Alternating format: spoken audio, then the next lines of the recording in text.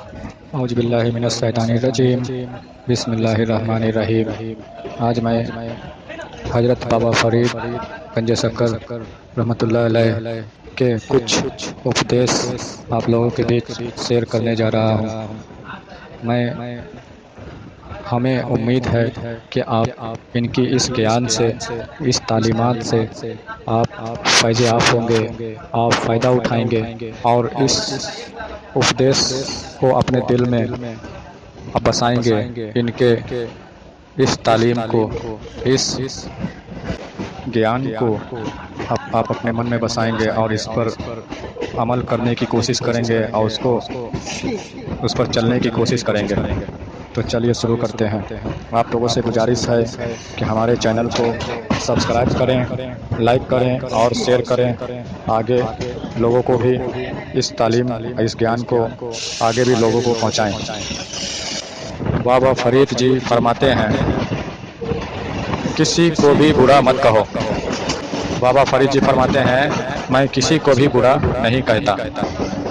बाबा फरीद फरमाते हैं, मुझे तो कोई बुरा नज़र आता ही नहीं, और वो खालिक, वो मालिक, वो हर जगह है, वो सब में मौजूद है। इसलिए मैं किसी को बुरा नहीं कह सकता, क्योंकि मुझे तो उस एक के सिवा कोई और नज़र आता ही नहीं। मतलब कि उस खालिक, उस मालिक के सिवा कोई और नज़र बाबा फरीद जी को नज़र आता ही नहीं। इसलिए वो कहते हैं कि मैं किसी को बुरा नहीं कह सकता, बूढ़े का भी भला करो। बाबा फरीद गंज शक्कर रहमतुल्लाह अलैह बहुत ही प्यारी शिक्षा, तालीम, ज्ञान लोगों को देते हैं। वो कहते हैं कि बुरे का भी भला करो।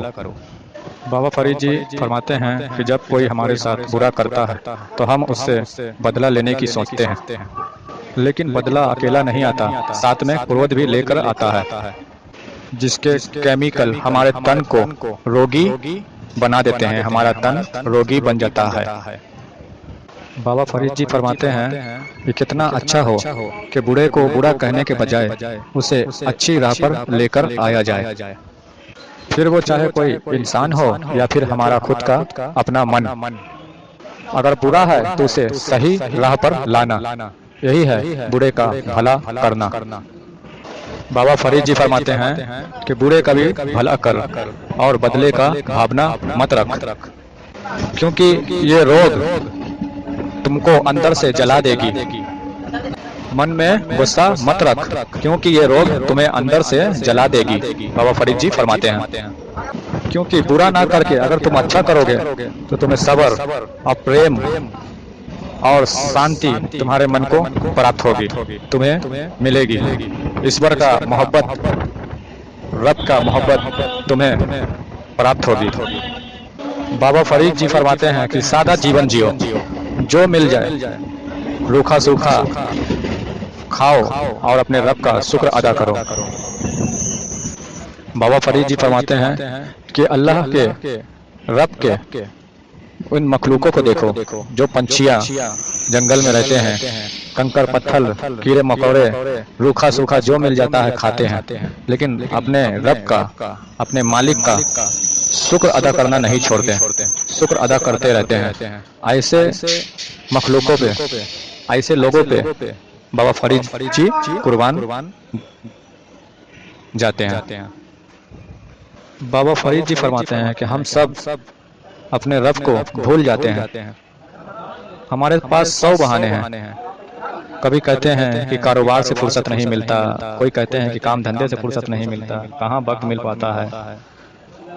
ऐसी ऐसी बातें 100 बहाने बनाते हैं, लेकिन हमारा परमात्मा, हमारा रब वो नहीं भूलता। बाबा फरीद जी फरमाते हैं, हमारा परमात्मा, हमारा मौला, हमारा भगवान, हमारा मालिक, अगर वो भी भूल जाए तो फिर क्या हो। देखिए, वो रोज वैसे ही सुबह लाता है जो कल था, रोज वैसे ही हवा देता है, वैसे ही बारिश बरसाता है। वो अपने बंदों को, अपने मखलूकों को नहीं भूलता। बाबा फरीद जी फरमाते हैं, जरा सोचिए, बाबा फरीद जी फरमाते हैं कि वो हवा देना भूल जाए, वो सुबह करना भूल जाए, वो दिन में ये सूरज को गाना भूल जाए, तो फिर हमारा क्या होगा। लेकिन हम अपने रब को, अपने परमात्मा को भुला बैठे हैं। सुबह उठते हैं भुला देते हैं, 100 बहाने बना देते हैं। अगर वो हमें भूल जाए तो सोचिए हमारा क्या होगा। लेकिन वो हमें नहीं भूलता। वो हमारा कितना भला चाहता है और हम उसे 100 बहाने करके भुला देते हैं। बाबा फरीद जी फरमाते हैं कि जो बंदा, जो भी उसका बंदा है, मालिक का बंदा, उस परमात्मा का बंदा, सुबह सुबह उस मालिक को, परमात्मा को दिल से याद नहीं करता तो वो जीवित हो के भी मुर्दा है। बाबा फरीद जी फरमाते हैं। और याद रख, तू रब को भूल सकता है लेकिन रब तुझे, परमात्मा तुझे नहीं भूलता। वो तेरे हर कर्म को देख रहा है। बाबा फरीद जी फरमाते हैं। बाबा फरीद जी फरमाते हैं कि जो मनुष्य अक्लमंद होते हुए भी अनजान बना रहे, अकल से या ताकत से दूसरे के ऊपर कोई दबाव ना डाले, जोर होते हुए भी, जोरे बाजू ताकत होते हुए भी कमजोरों की तरह जिए, कमजोरों की तरह जिए, किसी के ऊपर जोर जबरदस्ती ना करे, और जब कुछ भी देने के लिए ना हो अपना आप अर्थात अपना हिस्सा भी बांट दे, किसी के साथ शेयर कर दे। ऐसे मनुष्य को ही सच्चा भक्त कहा जा सकता है। ऐसे इंसान को ही, ऐसे बंदे को ही सच्चा भक्त कहा जा सकता है। बाबा फरीद जी फरमाते हैं ऐसे इंसान को सच्चा भक्त कहना चाहिए। परमात्मा से, यानी कि अपने मौला से, अपने रब से, परमात्मा से मिलना है तो किसी का भी दिल मत दुखाओ। बाबा फरीद जी फरमाते हैं कि सभी का मन मानक है, सभी का हृदय दिल रब का, अल्लाह का, परमात्मा का तख्त है। इसलिए किसी का भी हृदय दिल मत दुखाओ। अगर तुम्हें परमात्मा से मिलने की इच्छा है, उससे दोस्ती करने की इच्छा है तो किसी का भी दिल, उसका हृदय मत दुखाओ। बाबा फरीद जी फरमाते हैं अगर तुम्हें परमात्मा से मिलने की इच्छा है, उसकी दोस्ती तुम्हें चाहिए, उस रब का स्नेह मोहब्बत तुम्हें चाहिए, तो किसी का भी दिल ना दुखाओ। अपने घर वालों का, अपने देश का, नहीं किसी के धर्म का मजाक उड़ाओ, नहीं किसी का दिल दुखाओ। हम इस धरती पे क्या करने आए हैं उसे हम याद रखें। बाबा फरीद जी फरमाते हैं, बाबा फरीद जी फरमाते हैं कि हम इस धरती पे क्या करने आए हैं उसे याद रखें। बाबा फरीद जी फरमाते हैं सारी जिंदगी या तो खा पी के गुजार ली या फिर सो कर गुजार ली। तुम क्या करने यहाँ आए थे? जब इसका जवाब तुमसे तुम्हारा रब, तुम्हारा परमात्मा मांगेगा तो तुम क्या जवाब दोगे? बाबा फरीद जी फरमाते हैं इसलिए केवल मौज मस्ती ना करें बल्कि वो करें जो रब चाहता है।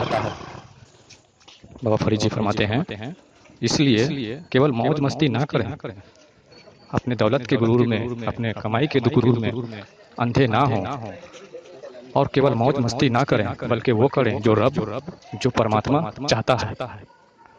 और वो रब, वो परमात्मा क्या चाहता है, इसके लिए आपको खुद को खोजना पड़ेगा, खुद की तलाश करनी पड़ेगी, खुद के अंदर झांकना पड़ेगा कि मेरा आने का यहाँ क्या अर्थ है, क्या मतलब है। जैसे कि सूरज, चांद, सितारे, सभी का आने का कोई ना कोई अर्थ है, कोई ना कोई मतलब है, तो तुम्हारा भी आने का कोई ना कोई तो मतलब होगा। तो इसके लिए तुम्हें खुद को तलाशना होगा, खुद के अंदर झांकना होगा, और वो खुद की पहचान के लिए तुम्हें किसी गुरु का चयन करना होगा जो सिद्ध पुरुष हो, जो सच्चा मार्गदर्शन कराए, जो तुम्हारी खुद की पहचान तुम्हें बताए। वैसा सिद्ध पुरुष तुम्हें तलाशना होगा, ऐसा मुर्शिद तुम्हें तलाशना होगा जो तुम्हारी खुद की पहचान कराए, तुम्हारा आने का मकसद तुम्हें बताए। जैसे सूरज, चांद, तारे, सभी का यहाँ आने का कोई ना कोई कारण है, इसी तरह तुम्हारा आने का भी कोई ना कोई कारण है। उसे खोजो, उसे तलाशो, ऐसा सिद्ध पुरुष से की हाथ को थामो, उसे पकड़ो, उससे जुड़ो, ऐसा गुरु को पकड़ो, ऐसा मुर्शिद को पकड़ो जो वो गुरु तुम्हारी पहचान तुम्हें बताए, तुम्हारा यहाँ आने का कारण तुम्हें ज्ञात कराए, याद कराए।